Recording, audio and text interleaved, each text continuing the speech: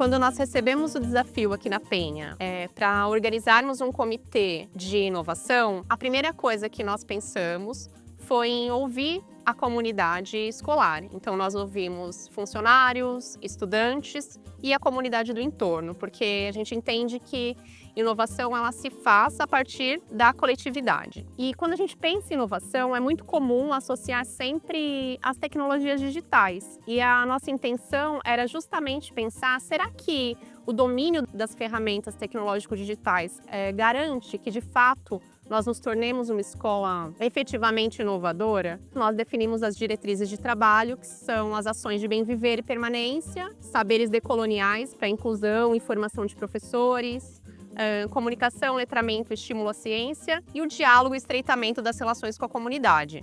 Então, a partir disso, nossa perspectiva de inovação é de uma inovação decolonial, que rompe com a lógica eurocêntrica e individualizante dos sujeitos e que promova uma educação que valoriza a coletividade, a diversidade e que, de fato, torne essa escola uma escola de bem viver e que seja um bem viver emancipador.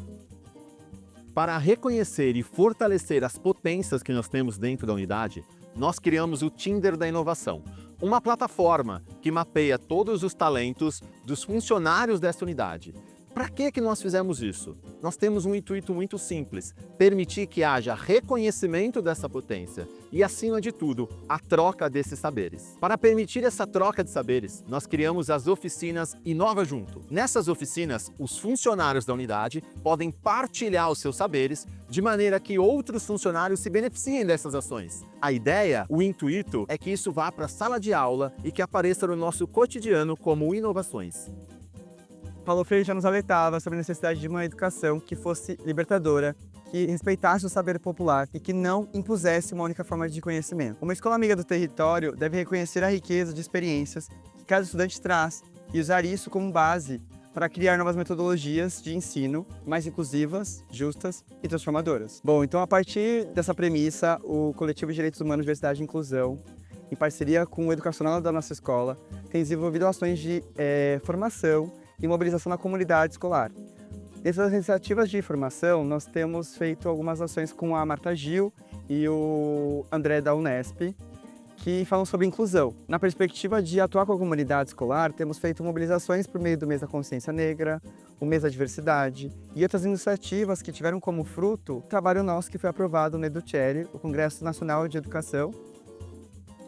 Ter pessoas com deficiência em cargos de gestão não só contribui para uma escola inovadora, mas estimula o desenvolvimento de habilidades socioemocionais em toda a equipe.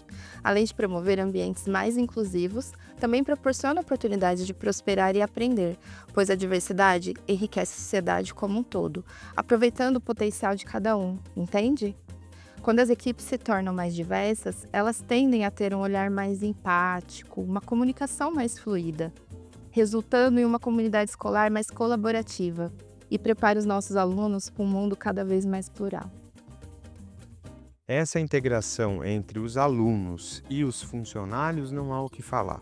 Quanto aos alunos também da turma, foram percebendo que é a convivência dia a dia ali que mostra para eles o quanto eles também não eram inclusivos. Isso para mim também, até hoje, Eu percebo que tem muita coisa que eu ainda não sou tão inclusivo assim. Estou passando a ser mais inclusivo a partir da hora que eu convivo.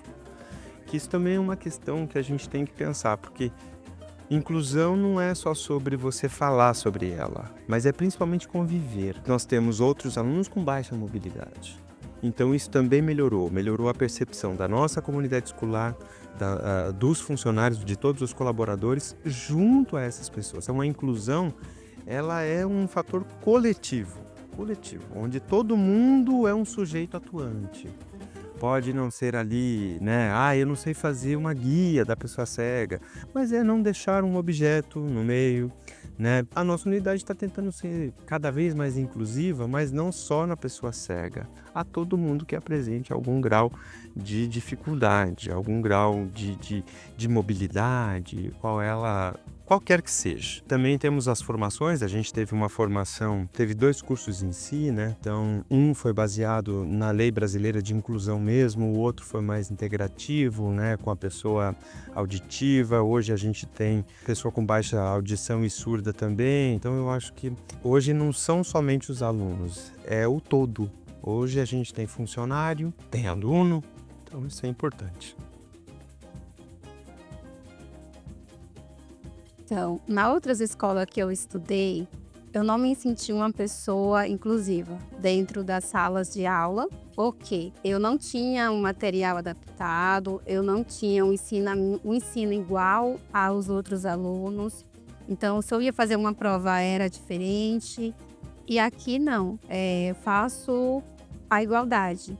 Eu faço a mesma atividade que o aluno que não tem deficiência faz. Eu tenho o mesmo aprendizado e vou chegar no mercado de trabalho com o mesmo conhecimento. Aqui no Senac Penha se tornou uma família. Hoje eu tenho um grupo muito grande e um vínculo legal, tanto com os professores como aos alunos. A partir do momento que eu me sinto respeitada e aceita numa sociedade, e isso eu tenho dentro de uma escola, eu me sinto mais acolhida e mais à vontade para fazer parte desse grupo que eu vou estar junto no decorrer do curso. Eu estive no curso de podologia, agora estou na especialização de pé diabético e a ideia é essa, me aperfeiçoar e crescer cada vez mais. Como mãe, eu procurei algum curso que pudesse contribuir com o futuro da Giovana, pensando numa profissão, porque ela havia concluído o ensino médio. E junto com ela nós fomos conhecer algumas instituições que tinham no bairro. Viemos até o Senac, onde fomos recepcionados, foi passado um panfleto com todas as opções que tinha. Levamos para casa, olhamos uma por uma, ela foi estudando, vendo as possibilidades, o que poderia fazer, contribuir, e ela se interessou pelo de recreação infantil.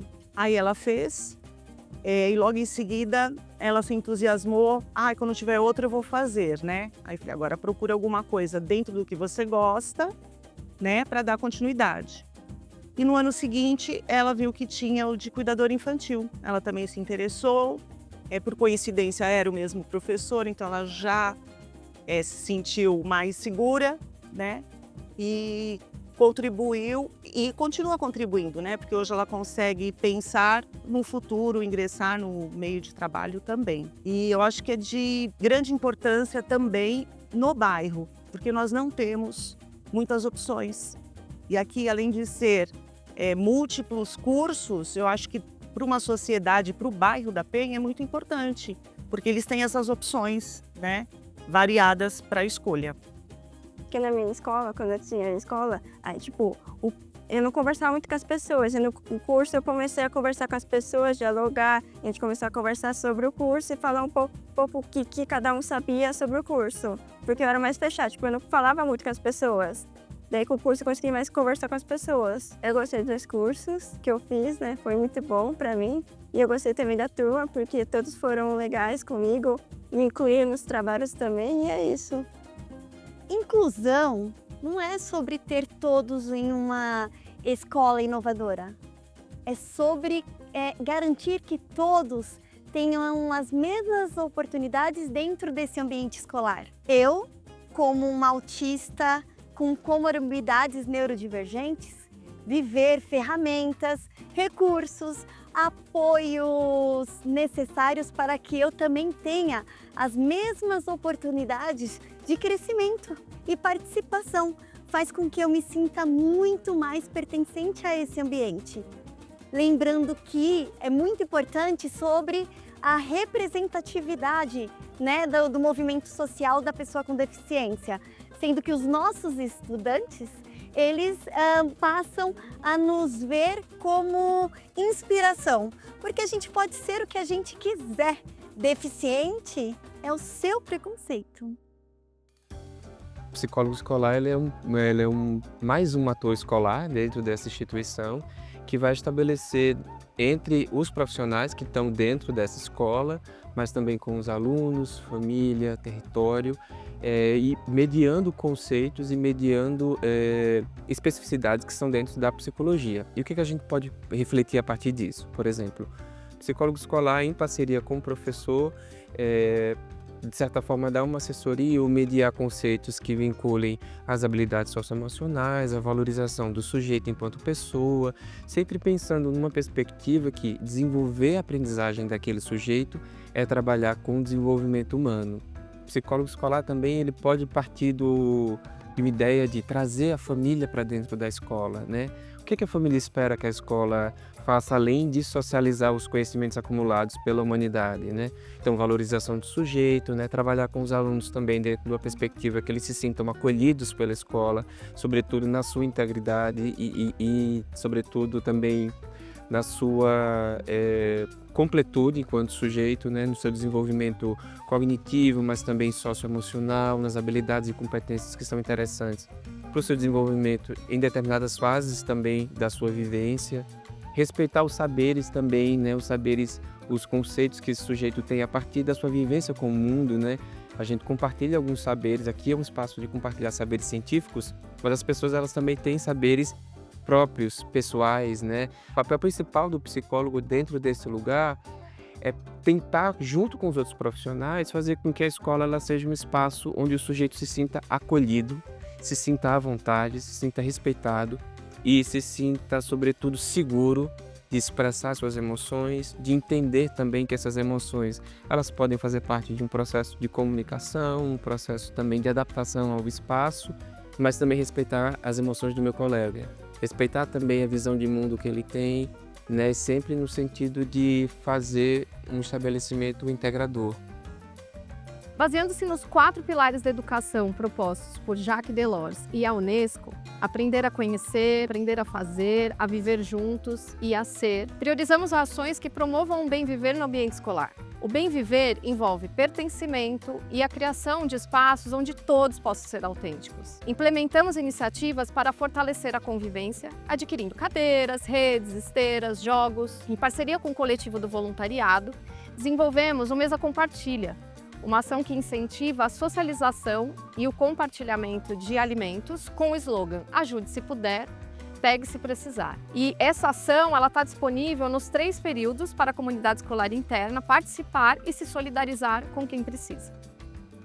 Eu acho que inovar é pensar juntos, né? Pensar juntos para poder resolver problemas, inclusive problemas sociais. A gente tem no Brasil hoje um problema que é o problema da leitura, né? Então, com base nesse problema, eu pensei em instalar essas redes de leitura aqui no SENAC, mas não podia fazer isso sozinho. Então, procurei o Comitê de Inovação, né?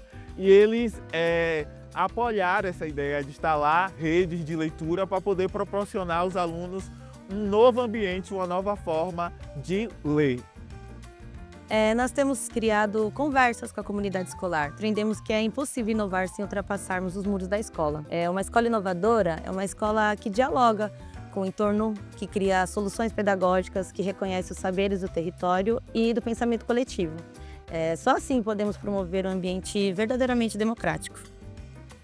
Eu acho que o nosso coletivo, assim como outros coletivos que atuam aqui na região do bairro da Penha, eles são essenciais para a criação de vínculos, para aproximar agentes culturais e agentes educacionais e para entender a potencialidade desse bairro dentro do cenário da cidade de São Paulo, né? A gente vê, por exemplo, alguns parceiros sendo essenciais para esse processo. A gente tem o SENAC aqui na região, que ele, nos últimos 5 anos, principalmente, está muito próximo desses coletivos culturais, né? Seja propondo atividades, quanto oferecendo seus cursos para o público geral, né? Para o público que participa também das nossas ações. E no envolvimento também mais próximo, por exemplo, com a nossa festa literária, que é uma das ações, com a festa do Rosário, trazendo algumas reflexões que vão de encontro justamente com as reflexões que a gente também está tentando alimentar aqui no bairro para esse desenvolvimento local mesmo. Quando a gente fala de inovação, muitas pessoas pensam em tecnologia, avanços tecnológicos. E o que eu acho legal dessa parceria com o movimento cultural é que a gente volta os passos atrás, bem entre aspas, para poder resgatar a importância de estar no território, de conversar com as pessoas olhando nos olhos, conversar presencialmente. Eu que trabalho com comunicação, a gente fala muito de mídias sociais, avanço tecnológico, inteligência artificial. E esse resgate, eu acho que é muito rico para a gente poder ver qual é a história do lugar, falar sobre ancestralidade e ouvir os outros contando essas histórias que nas redes sociais não acontece essa interação de uma forma tão rica quanto se você puder ouvir alguém falando sobre isso. Então eu acho que essa parceria é muito legal, esse roteiro que eles fazem aqui no centro, para a gente fazer esse reconhecimento de território mesmo. Sabendo que o Senac tem parceria com o Centro Cultural da Penha, dentro do espaço do Centro Cultural existe a Rede FabLab. E a Rede FabLab foi onde eu utilizei para fazer o projeto da Ecoeficiência, do coletivo Ecoeficiência. E onde nós tivemos um insight de fazer essas placas e colocamos os alunos para colaborar na colagem dessas plaquinhas, que são materiais recicláveis que contribuem com o banner que está lá, né, enfaticamente. E essa parceria também do FabLab é uma rede de tecnologia de fabricação digital. Então, trazer essa interação do Espaço Maker dentro do Senac, com a parceria do Centro Cultural e do FabLab, agregou muito ao conhecimento dos alunos. Então, foi um tema inovador que compõe o nosso cenário lá no Senac Penha.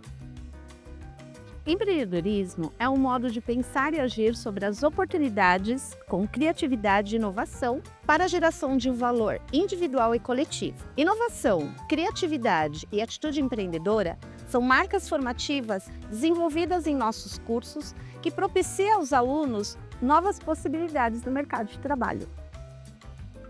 A Emperifa é uma empresa de impacto social, ela tem como foco promover o desenvolvimento pessoal e profissional das pessoas que empreendem nas periferias. A visão de futuro hoje da Emperifa é promover as pessoas que estão nas periferias saindo dos porões do Brasil, até pensando num novo empreendedorismo, um empreendedorismo periférico. Essa parceria, essa relação entre Emperifa e Senac se torna fundamental para as trocas de ideias, trocas de saberes, de forma que as pessoas possam, a partir das suas experiências e dos seus saberes, identificar novas oportunidades de ações, tanto profissionais quanto pessoais. Isso tanto do lado da Emperifa, com as pessoas que estão empreendendo, quanto dos docentes e profissionais do Senac. Estamos hoje na nossa Casa Violeta, uma casa onde a gente atende mulheres vítimas de violência, em vulnerabilidade social, vulnerabilidade emocional. Nós temos todo o atendimento psicológico, individual, em grupo, arte-terapia. Temos nossas assistentes sociais que encaminham essas mulheres para os equipamentos públicos, né?